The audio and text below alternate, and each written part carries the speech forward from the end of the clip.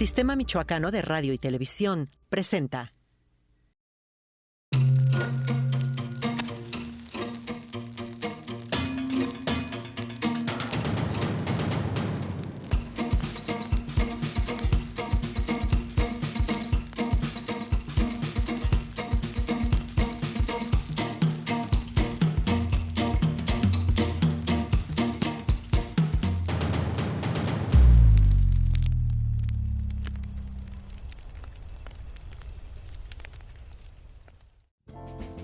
José Luis Soto González, maestro muralista, representante fiel de aquel universo donde las ideologías políticas se constituían en guía, ruta, motivo de discusión y debate, incluso en sentencia de vida, de amistades, apegos y banderas para pintar raya o establecer el código postal. ¿Y de dónde más podría ser, sino de izquierda, allí donde se recarga el corazón en el cuerpo? Por ello, su obra se constituye en ensayo social, en gritos y arengas donde el retrato de los más desprotegidos es potente petición de justicia.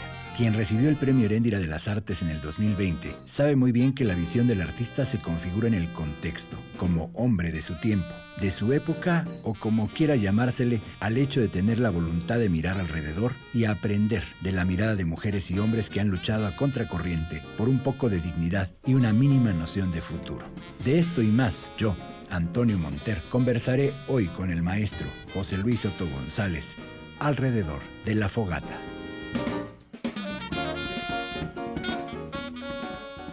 Maestro José Luis Soto González, muy buenas noches. Buenas noches. Muchas gracias por aceptar esta charla aquí, al ladito de la fogata. Sí. Y con esta vista de la ciudad de Morelia. Espectacular. Yo quisiera abrir la charla de esta noche preguntándole, maestro, ¿con qué versión de la historia pinta sus murales? Es muy certera tu pregunta porque yo me considero de la generación primera del 68. Recordemos que el 68 fue un parteaguas en todo el mundo, donde se estaba sacrificando a los jóvenes, persiguiéndolos en Francia, en Europa del Este, en Estados Unidos, en algunas universidades, y aquí en México, pues, la masacre del 68. Era un delito ser joven en aquella época. Era un delito pensar diferente al statu quo. Entonces, como que eso nos marcó definitivamente como una generación distinta, sui generis. Es decir, salir a la calle. El decreto entre nosotros era tomar la calle. Y bueno, pues lo hicimos. Había muchos grupos en la Ciudad de México, pero al interior de la República, pues nada más estábamos en Celaya, unos cuantos jóvenes también. Y con una gran suerte, porque Celaya era un lugar como soñado para algunos de los maestros que daban clase en San Carlos, de los más importantes maestros de la segunda y tercera generación, porque recordemos que los primeros era Diego, era Siqueiros, Orozco, y la segunda generación pues era Tamayo y otros, pero estos maestros como que eran más perspicaces, más adictos a la técnica, al rigor, como el maestro Luis Nichizawa, como el maestro Jorge González Camarena, Raúl Anguiano, que fue nuestro, aparte de tutor, fue nuestro padrino en la primera exposición, y nuestro grupo se llamaba El Hierba Verde. Entonces, el espíritu del 68, pero también la provincia alejada del centralismo, que nos sentíamos marginados, pero cuando ellos llegan, pues nos infunden toda una tradición. Y yo en ese tiempo me puse muy avispado para enfrentar a dos de mis maestros, Jorge González Camarena y Raúl Anguiano, contra dos pintores que trabajaban en San Miguel de Allende. Aquellos tenían que defender su posición de abstractos, de supuestamente internacionales, y nuestros maestros nos iban a dar pues línea verde, por decirlo. Esto fue extraordinario porque para mí pues nos definió, o me definió, porque yo fui el iniciador de este simposio, le llamábamos. Vamos a hacer el simposio, pero pues para nosotros aprender. Y efectivamente vimos que los norteamericanos, con titubeos, porque ellos eran pintores de guerra, que habían pues ilustrado las batallas y no sé qué, pero que ahora ya eran abstractos. Y su tónica o su línea histórica era América para los americanos. O sea, la doctrina Monroe. Que nunca se les ha olvidado, ¿no? Que no, y siguen, ¿verdad? No hay que descuidarnos porque No hay que- una de esas... Ándale, se les olvida la invasión y ahora andan defendiendo otra invasión. Así es. Bueno, pero nuestros maestros no, nos dijeron ahí cosas muy claves. Por ejemplo, Morelos. ¿Por qué luchaba Morelos? Pues Morelos luchaba por los sentimientos de la nación, en donde independientemente de que defendían ahí la religión católica, pero decían que se acabe la pobreza, la distinción entre el rico y el pobre. O sea, cosas que todavía pues no se cumplen a la cabalidad, pero que nos estaban diciendo que tenemos una historia, que venimos de esa historia, que somos parte, y eso nos marcó. Entonces, luchar contra el mal gobierno pues, era nuestra tónica. Por eso salíamos a la calle. Ahí nos quedamos porque vamos a hacer una pausa. Ok. Esto de el mal gobierno. Ahorita lo definimos después de la pausa porque nos vamos a echar un traguito de mezcal. Ah, perfecto. ¿Parece? Salud, maestro. Hacemos una pausa y regresamos aquí a la fogata. Sí. Salud. Salud. Pues, por Hidalgo y Morelos.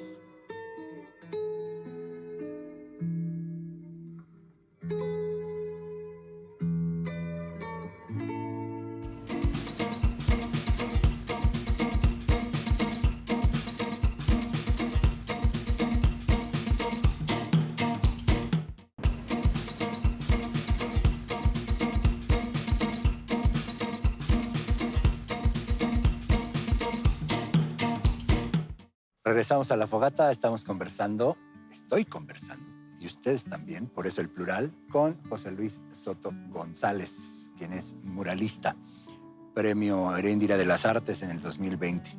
Y estábamos hablando de el mal gobierno. ¿Cómo se define el mal gobierno? Digo, lo hemos escuchado nombrar a lo largo de nuestra historia, no solo a partir de nuestros héroes nacionales, sino también a partir de quienes han tenido que tomar las calles para hablar de ello. Y en el caso del arte, ¿cómo un pintor como usted, como un muralista, un artista define el mal gobierno y lo expresa a través de su obra?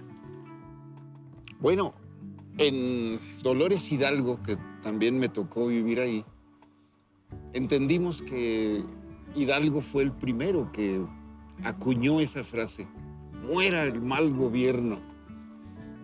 Y en su primer discurso que hizo ahí en la ventana de su casa, ahí lo menciona. Yo todos esos discursos que hacía Hidalgo los ilustré en el Museo de la Independencia Nacional, un museo que instituí porque era una cárcel ahí que se hizo como centro para ir a tejer. Pues no tenía sentido. Entonces lo propuse como museo y se hizo.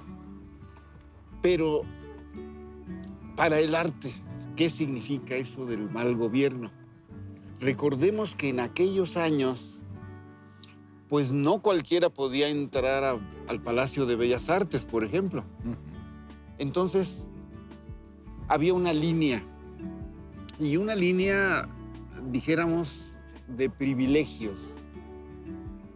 El artista privilegiado era aquel el que respondía exactamente a lo que necesitaba el Estado. Aquellas veces que Siqueiros hizo algunas protestas contra el Estado, pues le tocaba cárcel. Así es, terminó. Entonces terminaba en la cárcel, ¿no? Exactamente. Y bueno, no solo él, intelectuales,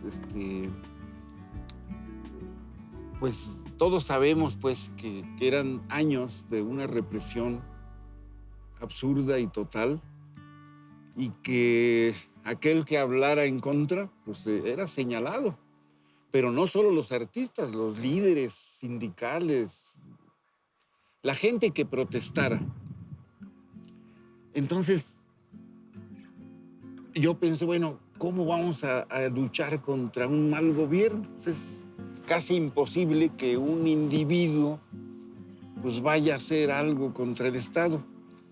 Pero precisamente en Dolores, cuando viví allí, estuve haciendo un mural que me tocó iniciarlo con una imagen que no me gustaba del todo. Y un día llegué y la borré toda. Y el mural lo transformé casi en un manifiesto personal. Porque plasmé en la mitad del mural la lucha por la independencia.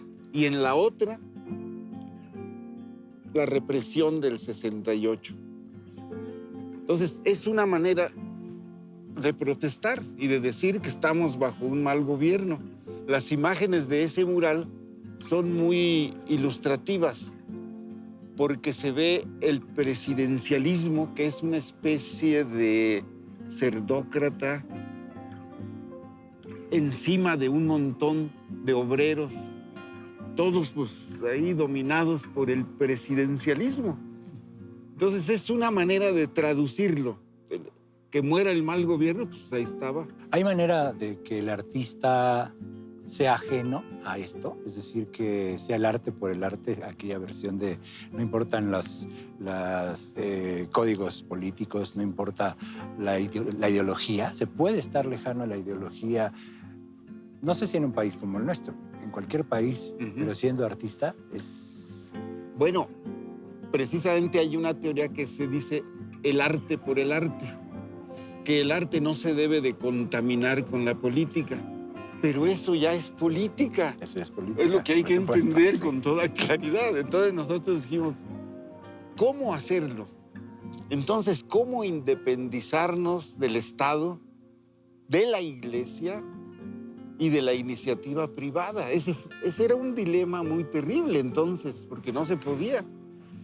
Pero cuando en Dolores vimos cómo se encerraban a más de 300 solicitantes de tierras que se habían atrevido a meterse a unos terrenos del gobernador, pues entonces dijimos, no, pues la estamos regando porque estamos haciendo pinturas para el Estado.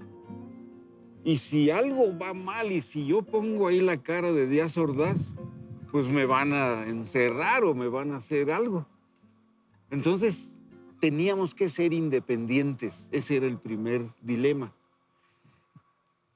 Y lo logramos, porque empecé yo a militar con mi esposa en un partido que se llamaba el PMT. El Partido Mexicano de los Trabajadores. Partido Mexicano de los Trabajadores, que precisamente no era la línea priista ni panista. Es el partido que formó Eberto Castillo. Eberto Castillo, efectivamente. Entonces, sus tesis, su manera de decir las cosas, pues nos impactaba mucho. Pero más que eso, en ese partido organizamos una manifestación silenciosa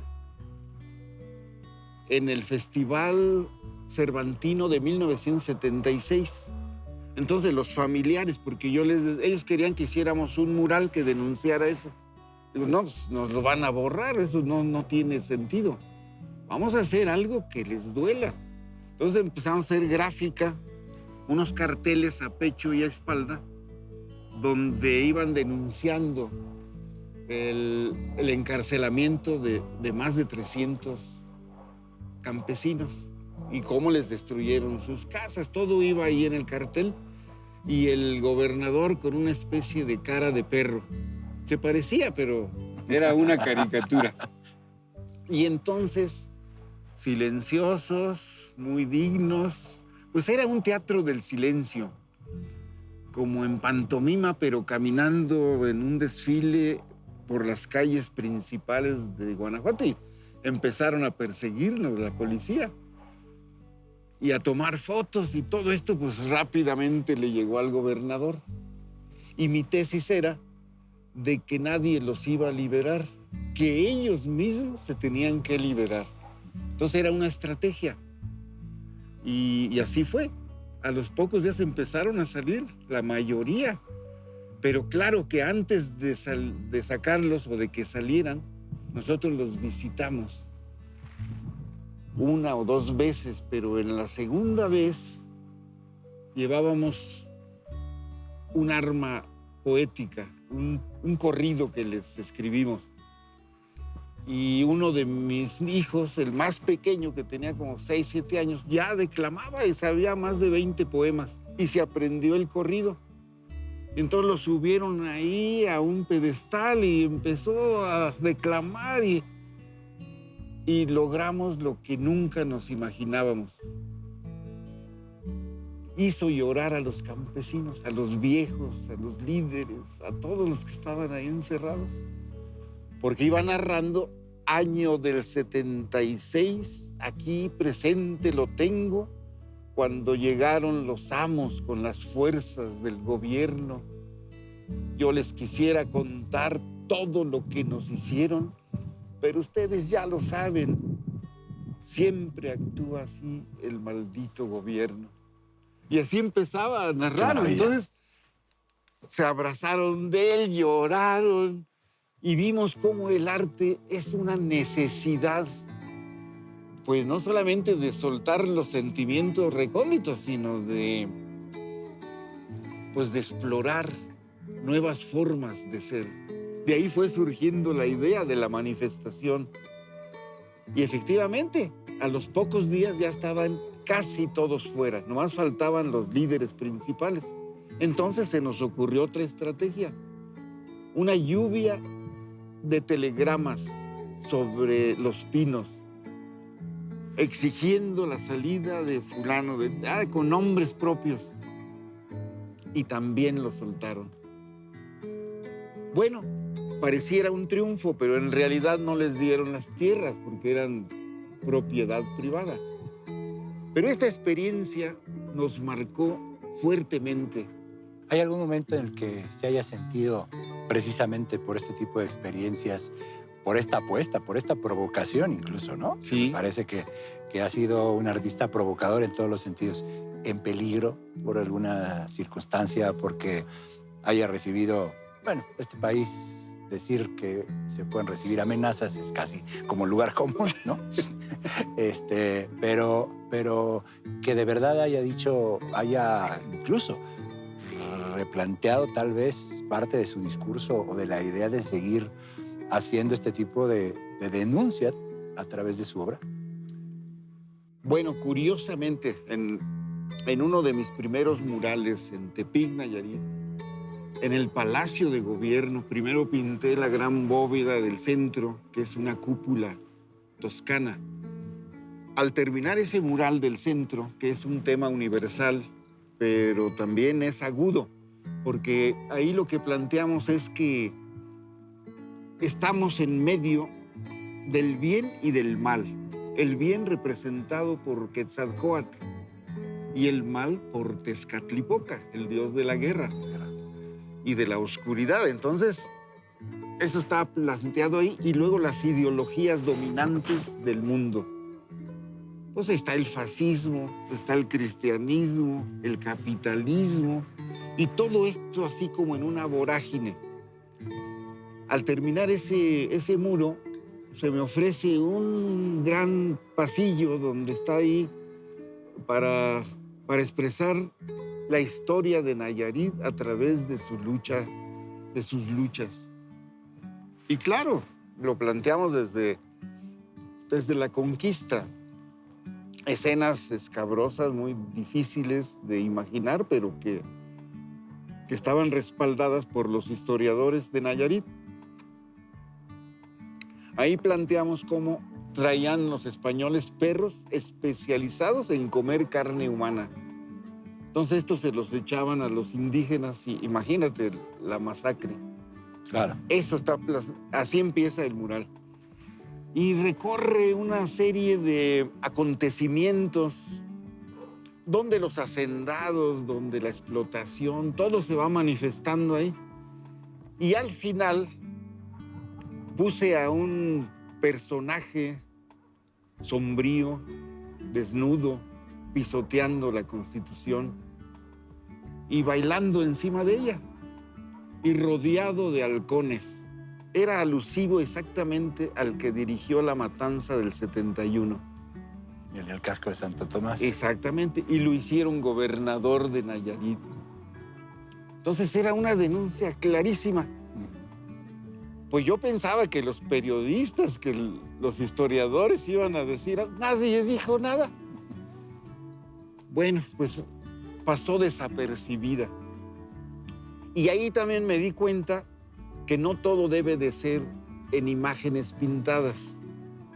Debe de ser también actuadas, representadas, que el teatro, que la poesía, que la danza, que todo está desarticulado, porque así son las academias. Si eres pintor, nada más pintor. Y nada, no puedes pensar.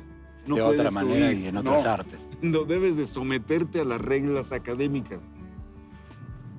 Entonces sucedió allí un mural que para mí también fue muy revelador porque el primer presidente municipal socialista ganó en Tepic, Alejandro Gascón Mercado.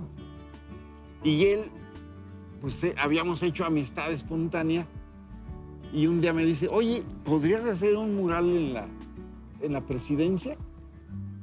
A lo mejor no vas a querer porque estás trabajando para el Estado y eran partidos opuestos. Ajá.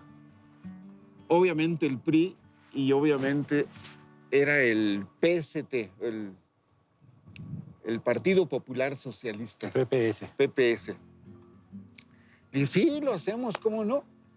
Dice, bueno, pero yo quisiera que nos propusieras algo digno, pues, de la presidencia. Y le dije, ¿qué te parece si hacemos un mural con la técnica de los huicholes, pero que exprese el pensamiento de los huicholes? Bueno, pues entonces fue muy fácil, porque yo tenía el amigo sociólogo que era director del Museo Regional de Tepic, y él tenía todo un estudio sobre los mitos huicholes, de la creación del mundo, a su manera de verlo. Y lo hicimos. Hice el diseño basado en la técnica de ellos. Maestro, hacemos una pausa, Ándale, lo sí. dejamos en suspenso y ahorita que regresemos nos explica esta maravilla que ya en otra ocasión me lo platicó sobre la intervención del universo de los huicholes en uno de sus murales. ¿Cómo no? Estamos en La Fogata, un café, sírvase usted también, tú también, y bébetelo con nosotros, ¿no? Salud, maestro. Salud.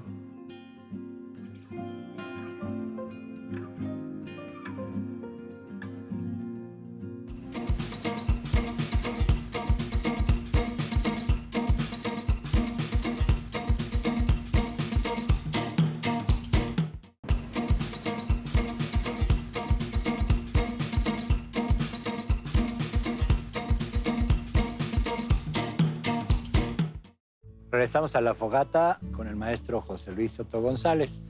Nos quedamos en la anécdota del mural con la participación de los huicholes. Sí. Nos dijo el presidente, adelante, vamos a cubrir todo lo que se necesite. ¿Y qué se necesitaba? Se necesitaban análisis perfectamente de los mitos fundadores de esa cultura. Entonces, para mí fue muy revelador de que la Escuela Mexicana de Pintura pues ya no era tan importante para mí, sino que era necesario ver nuestras culturas mesoamericanas, que todavía son 60 y tantas, precisamente 68 culturas en el país, que no son tomadas en cuenta, porque no dejan de ser como, pues, artesanías.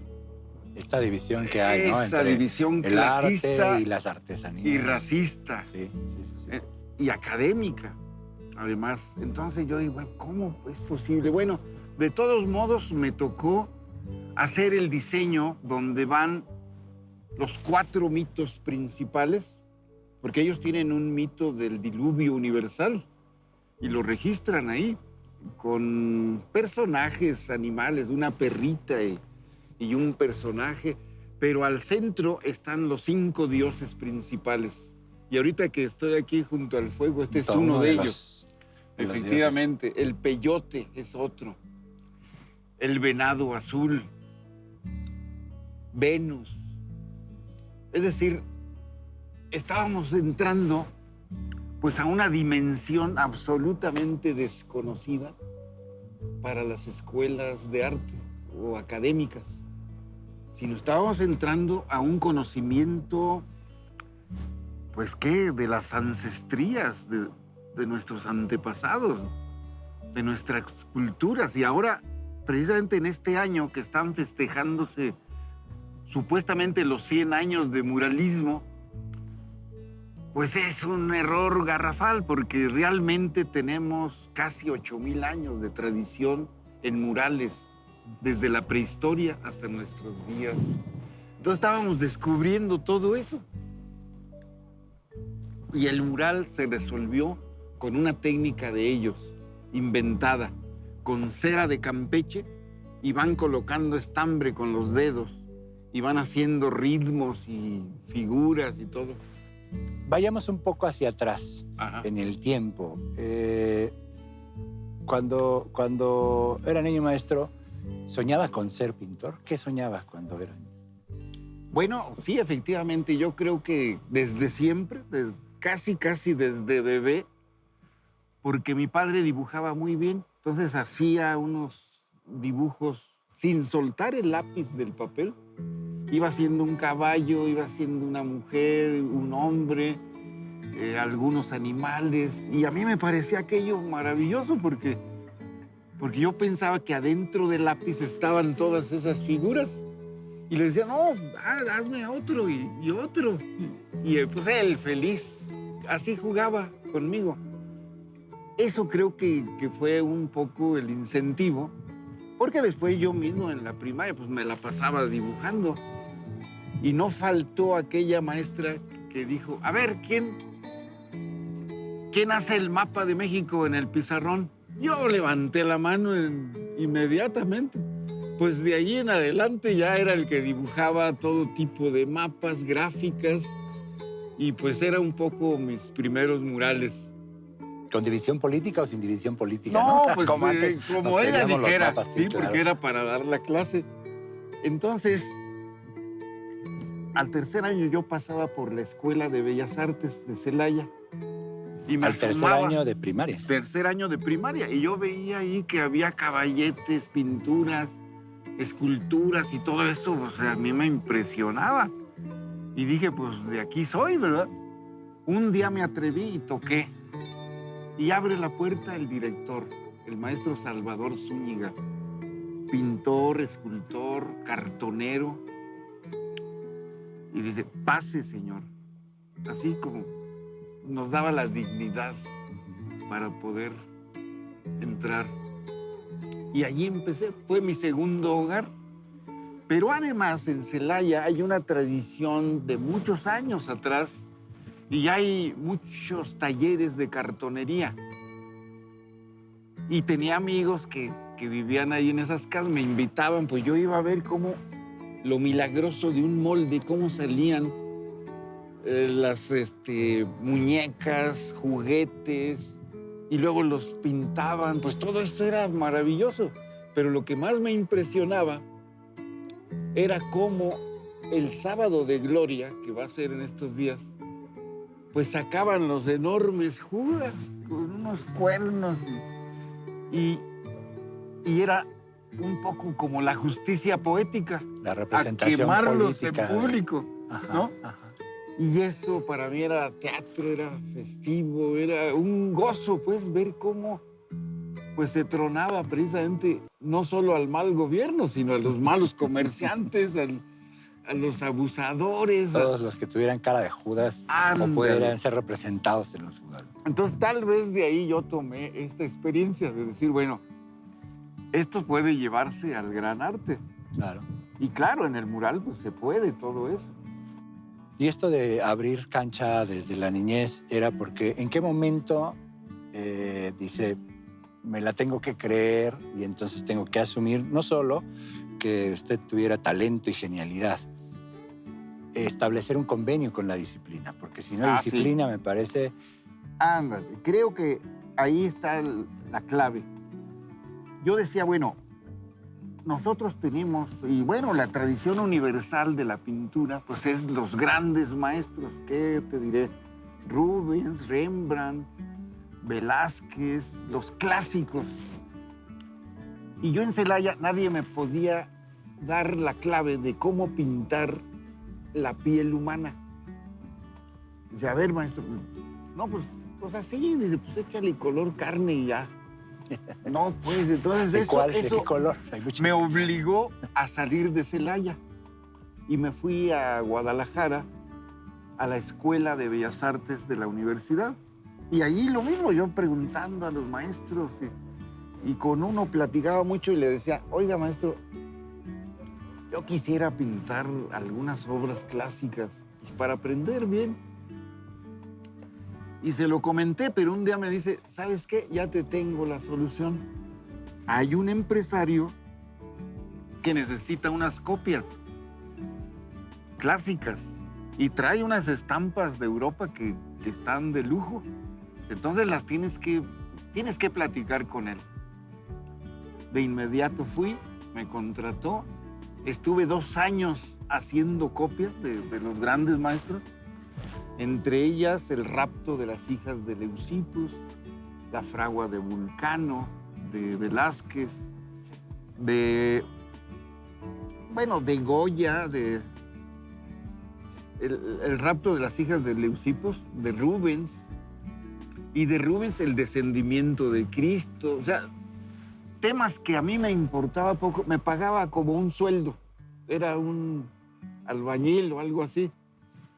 Pero me importaba poco porque yo estaba aprendiendo y leyendo cómo se hicieron aquellas obras, las originales.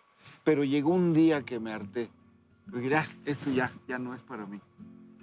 La reproducción. Y ¿no? dejé todo eso y me regreso a Celaya, donde surge aquello del Hierba Verde. Compañeros de edad y de aspiraciones, pues nos empezamos a reunir. Y un doctor, el doctor Jesús Rocha Asensio, se fungió como el mecenas del grupo. Y entonces él nos entusiasmaba y decía, tenemos que hacer un grupo famoso y que no sé qué, al estilo europeo, pensaba él, como el Puente, como el Caballo Azul, grupos allá de Europa. Pues, y bueno, ¿y cómo nos vamos a llamar? Y él fue el que puso el nombre, el Hierba Verde. ¿Y qué quería decir eso? Era una provocación, porque pues realmente ni fumábamos marihuana ni nada de Pero eso. para los tiempos era... Pero para la gente que oía, el Hierba Verde, pues quién sabe cómo se inspiren. Así es. Bueno, y ahí fue cuando un primo hermano de él, Raúl Anguiano, se hizo nuestro padrino para la primera exposición. Y luego se vinieron los demás. Ese fue, pues, una suerte muy especial porque nunca lo soñamos que iban a venir estos maestros. Al mismo tiempo, estuvimos bajo la tutela de 2 poetas, Alejandro Aura y Efraín Huerta. Entonces ellos daban un taller en Querétaro y yo asistía regularmente a ese taller y ahí vi que podemos aprender entre todos. A mí me gustó mucho la dinámica de que si tú me lees, yo te leo. Si me criticas, te critico. Y como, esta dinámica es... Como cualquier taller. Como taller. Entonces esto yo lo repliqué después, pero a la pintura. Y así fueron naciendo los murales colaborativos. Y ahí se fue gestando también este movimiento que usted impulsó, ¿no? Exactamente. Que era donde yo quería llegar precisamente. Decir, bueno, desde niño se da cuenta, hay una consecuencia en la juventud, pero después, ya que usted dice, pues ya no solo es el gusto, que ese me parece que nunca debe desaparecer, también hay una responsabilidad. Y entonces usted empieza a generar todo este caminito para hacer toda una reflexión sobre la pintura, ¿no? Sobre el muralismo en sí. Luego mis compañeros ahí en Celaya pues no querían salir de Celaya y yo digo, pues hay que salir. Yo ya había salido a Guadalajara y alguna vez mi padre consigue a que yo hiciera un mural en Tepic. Entonces ahí fue el salto. Y me llevé a otro compañero. Le digo, vente, Agustín Rojas. Y me lo llevé y empezamos a hacer allá. Allá en Tepic era como el desierto de pintura mural. Allí había un mural del siglo XVIII en la catedral, algo así, pero todo era el desierto. Cuando llegamos y empezaron a juntarse y nos perseguían los jóvenes que querían aprender pintura. Y fuimos formando pequeños grupos y luego ya un grupo bien firme, avatares del arte, y luego trabajadores del arte y la cultura a conseguir murales en los municipios. Y así se fue dando una especie de movimiento. Pero el que me marcó, te repito, es el de la cosmogonía Cora Huichol. Es el que habíamos hecho en la presidencia. Yo tuve que emigrar hacia Dolores en ese momento, pero ya llevaba esa inquietud de continuar. Y en Dolores pues empezamos a ir a los municipios con los mítines de Berto Castillo. Y luego a mi hijo lo agarraron ahí de orador, como chiquitillo. Decían, miren, así que este joven. Y les echaba poemas y pues la gente se enardecía, ¿no? Ahora, y ahí se gestó pues todo lo que hoy el maestro Soto puede decir que está no solo en su currículum, en su vida, y que puede presumir, y sobre todo que lo podemos presumir nosotros como mexicanos, ¿no? Y sobre todo Michoacán también, que ahorita en el último bloque hablaremos de cómo fue que llegó a pisar estas tierras michoacanas. Exactamente. Por fortuna, aquí está para que podamos conversar una noche como esta aquí en La Fogata. Hacemos una pausa. ¿Cómo no? Con Volvemos. Mucho gusto.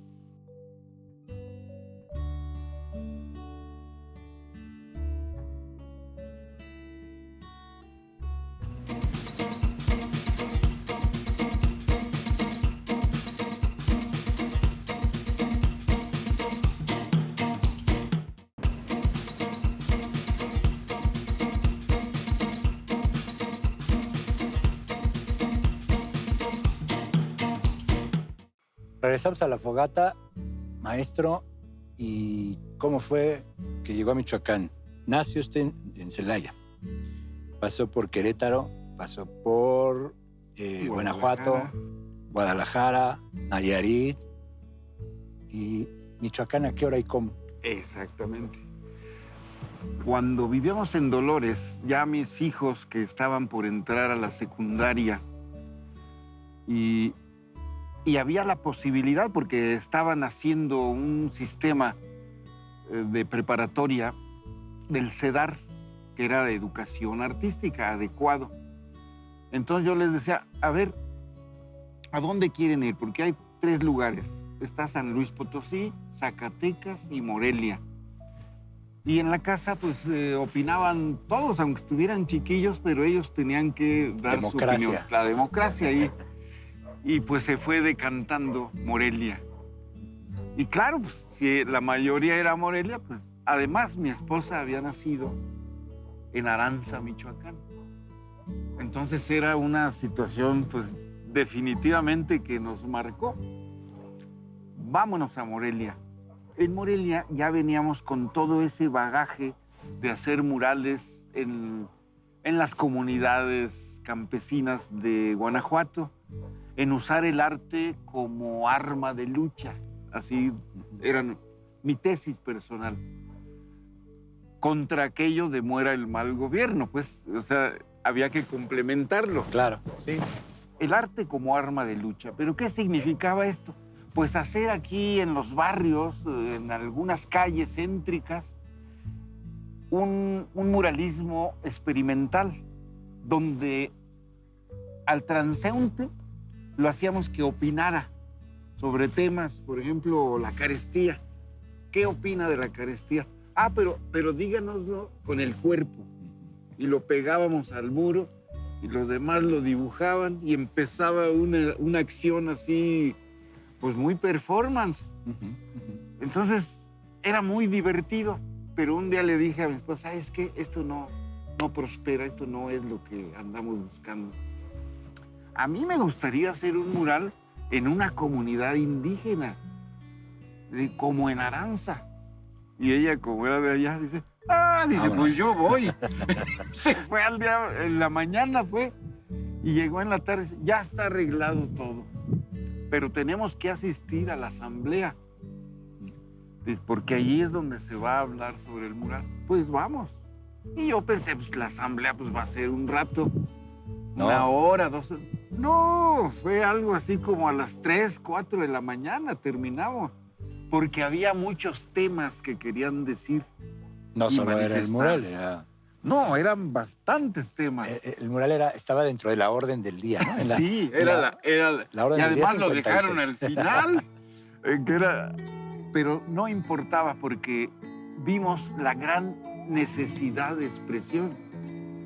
Y allí en ese primer mural, que se llamó Luchemos Unidos por el Agua, habían hecho una red que se iniciaba en Carapan y terminaba en Paracho. Y todos los pueblos intermedios habían participado con faenas, con trabajo físico, mujeres, niños y hombres. Y al final, solo las 2 cabeceras iban a tener agua. Y ahí empezó una lucha, que precisamente fue la que plasmamos en ese mural. Luchemos unidos por el agua. Por el agua. Pues algo así como un poco intrascendente, pero no, pues el agua es vital. Además, ahí pusimos hasta el general Cárdenas, porque él les prometió meterles la red de agua potable a toda la meseta, cosa que nunca cumplió. Y volvemos a lo mismo. Si no lo hacen ustedes mismos, pues nadie lo va a hacer. Entonces era lo que se planteaba en el mural. Fue un exitazo, a ella le dieron la bandera nacional, se hizo una inauguración impresionante y aquí ya nos había tocado hacer exposiciones en varios lugares de Morelia. Y la diferencia, en lugar de asistir siempre los mismos, porque eso es lo que pasa en las exposiciones, allá eran pueblos y pueblos que iban a ver la inauguración del mural, porque ahí estaba su lucha representada. Era casi como un espejo, entonces. Era un espejo, entonces pues eso nos marcó. Dijimos, no, pues aquí está el método. El método es usar la tradición milenaria que tienen nuestros pueblos para desahogar un tema. Y más allá de la votación, que es la democracia a la manera de los griegos, pues acá los mesoamericanos estaban muy avanzados, porque ahí nadie se paraba hasta que todos estuvieran de acuerdo. Entonces, esa era la gran diferencia. Y gracias a que está por acá, es que también creó usted la bandera Pues, purépecha. Entre otras, pero esta de la bandera purépecha. Es impresionante, después de que se dio la lucha de Santa Fe de la Laguna contra la invasión de tierras y contra el saqueo, porque eran 1,800 hectáreas las que estaban en pleito. Y el gobernador no hacía caso. Ahí los dejó como un mes y fracción. Y nosotros estábamos haciendo un mural en la Casa de los 11 Patios cuando nos enteramos por unos volantes. Dice, la lucha de Santa Fe, que... Y entonces ya cuando terminamos el mural, pasamos por el Palacio de Gobierno y estaba la instalación ahí de la comunidad y todavía en lucha en la noche también. Y tenían sus fogatas. Y entonces nos acercamos y yo les planteé, les dije, miren, ya no es suficiente las mantas, las pintas, las consignas. Hay que hablar de otro modo. Entonces les propusimos hacer una instalación en escultura. Y nosotros, usando el lenguaje de las iglesias, de los Cristos ensangrentados y dolientes, pusimos a los 2 comuneros muertos afuera del Palacio de Gobierno. Esto fue impactante. Claro. Hasta para el gobernador, porque llegó regañándolos. A ver, ¿quién dejó traer ahí a esos muertos y con los deudos ahí? Y luego, pues, los del movimiento vieron que era un buen negocio porque pusieron unos botes de esos alcoholeros y se estaban llenando de cooperación de la gente. Ajá. Porque no necesitaba texto ni nada. Era muy obvio lo que estaba pasando. A los 3 días se resolvió.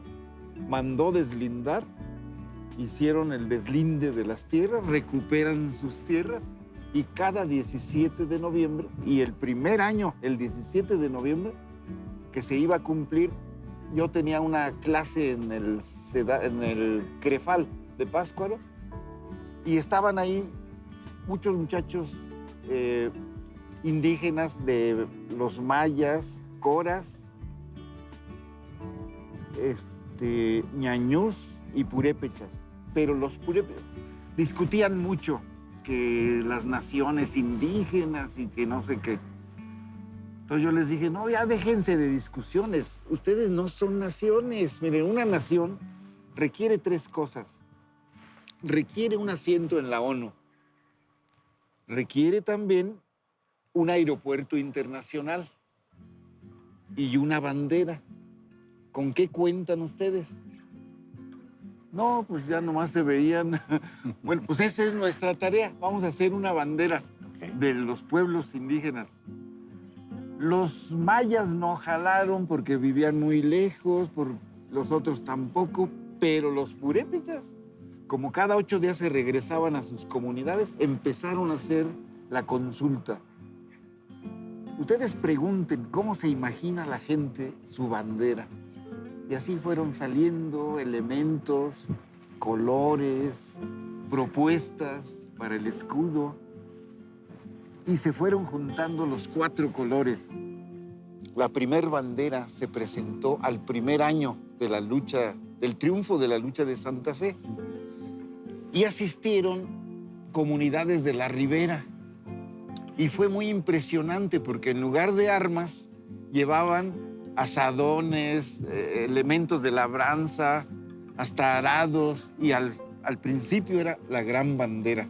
Entonces se hicieron unos discursos extraordinarios porque se dedicó la bandera a los héroes de toda América, pero a los héroes indígenas. Pues empezando por Cuauhtémoc, por Tanganzuán, por el Indio Mariano, por Máscara de Oro, bueno, Atahualpa, ahí se mencionó todo eso. Dedicado, pues, a los defensores de la tierra. Fue muy impresionante. Y claro, inmediatamente lo empezaron a usar otras comunidades para retomar sus terrenos. La Unión de Comuneros Emiliano Zapata, pues la retomó inmediatamente. Entonces, esa es la herramienta. Ese es el arma de la lucha histórica de los pueblos ofendidos, porque aquí estamos hablando de que ya iban a ser 500 años de la invasión de España. Y claro, esa es otra historia, pero que la quisiera narrar, pero es muy, muy impactante también. Y nos quedan 3 minutos. Ah, bueno, en 3 minutos tal vez la diga. ¿Cómo narramos esa historia? Hicimos un encuentro en Cherán que se llamó Por un nuevo arte mesoamericano. Allí juntamos artistas muy reconocidos como Adolfo Mesiac, como José Hernández Delgadillo, y otros maestros que vinieron, nos acompañaron. Yo quería que ellos nos apoyaran para que dentro de las comunidades hiciéramos pues un patrimonio local, que con esas firmas dejaran un mural. No se logró eso, pero se lograron cosas mejores. Como nosotros nos dedicamos a cuestionar el quinto centenario, que ya España y México estaban preparándose para hacer el gran festín del descubrimiento de América. En el año 2010. En el 1992. Cierto. 1992. Entonces dijimos, ¿cómo es posible? Entonces uno de nuestros compañeros del taller, que se llama Crescencio Méndez Gaspar, se encargó de estarlos convenciendo de tirar al virrey que está ahí frente al Instituto de Cultura. Pero no querían las comunidades, pues con cierto miedo, y un argumento que les dijo los convenció, porque les dijo, miren, no nos va a tocar vivir otros 500 años. Si no lo hacemos ahora, ya se fue. No es, exacto. Entonces convocaron a los medios y fue, no el Sistema Michoacano, pero sí fue Televisa, Azteca, estuvieron ahí. Claro, los discursos eran en purépecha, pero no sabían qué pasaba, porque lo que estaban diciendo, hasta que sacan las riatas y empiezan a lazar al monumento del cuello, a jalonearlo, y cae. Entonces, esto marcó pues un hecho histórico, porque inmediatamente en la noche dio la vuelta al mundo, porque también en Mérida, Yucatán, hicieron algo parecido. Entonces estas eran imágenes insólitas, algo así como reescribir la propia historia. Y de eso se trata. Esa es el arte como arma de lucha. De reescribir la propia historia. Reescribir su propia historia, redescribir su identidad, su imagen ante el mundo, ante ellos mismos. Entonces, pues eso fue muy impresionante. Pero sabemos que la mentalidad neocolonial es persistente y lo volvieron a poner. ¿Pero quién lo volvió a poner? El PRD municipal, porque es el que lo había mandado a hacer. Creo que a veces los municipios no tienen consejeros muy inteligentes, porque la mandaron a hacer exactamente en el año, pues que se iban a cumplir los 500 años.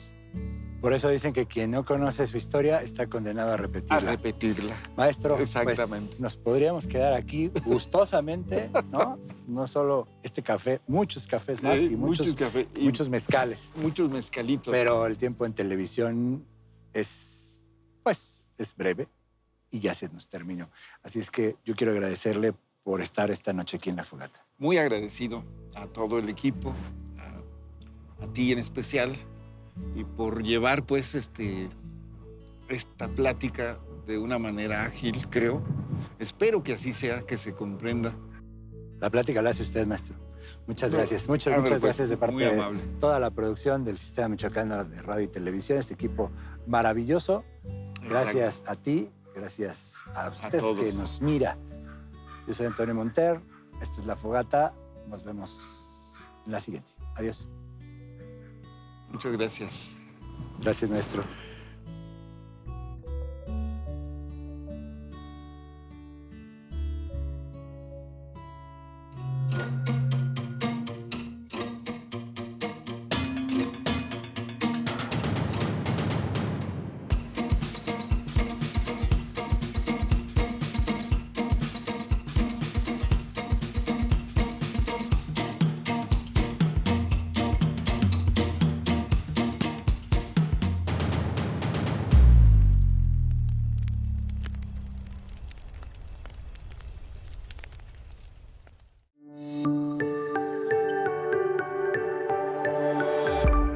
Sistema Michoacano de Radio y Televisión presentó